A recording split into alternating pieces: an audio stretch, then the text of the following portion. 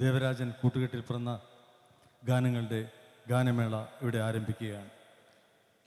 വയലാർ രാമവർമ്മയെക്കുറിച്ച് 2 വാക്ക് പറയാം.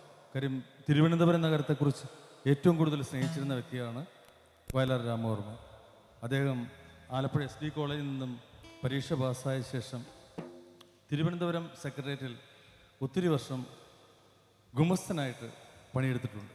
അതിനുശേഷം കേരളാമന്ത്രിയുടെ കെ ബാലകൃഷ്ണ സാറുമായിട്ട് നിരന്തരമുള്ള സമ്പർക്കവും അതേപടി തിരുവനന്തപുരത്ത് അങ്ങനെ അദ്ദേഹം ഏറ്റവും കൂടുതൽ ഇഷ്ടപ്പെട്ടിരുന്ന സ്ഥലം നെയ്യാർ ഡാമാണ്.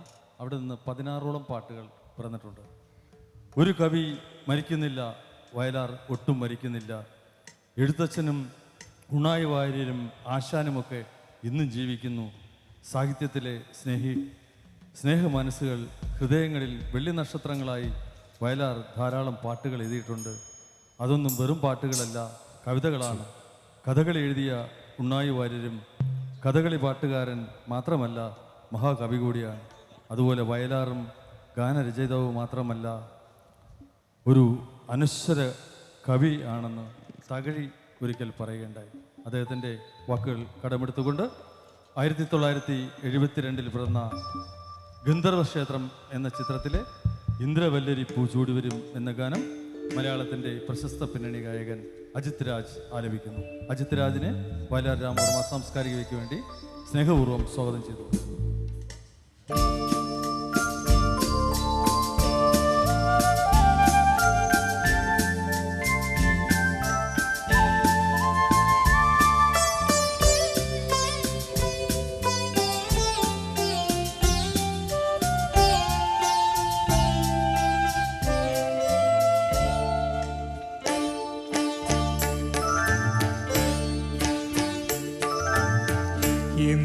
ഇന്ദ്രവല്ലരി പൂച്ചൂടി വരും സുന്ദര ഹേമന്തരാത്രി,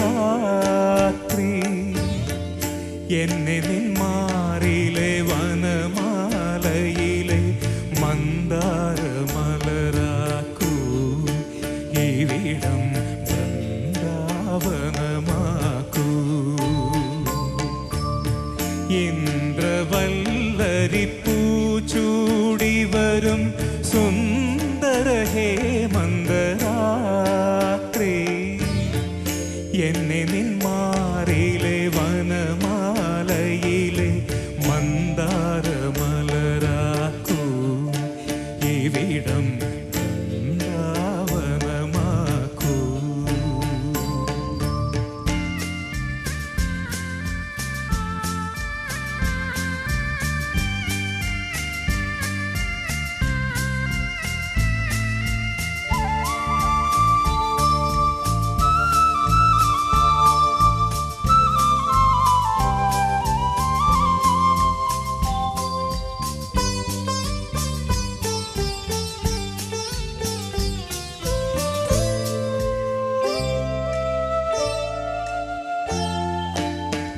ഒഴുകുമി വെണ്ണില പാലരുവി, ഒരു നിമിഷം കൊണ്ടൊരു യമുനയാക്കൂ.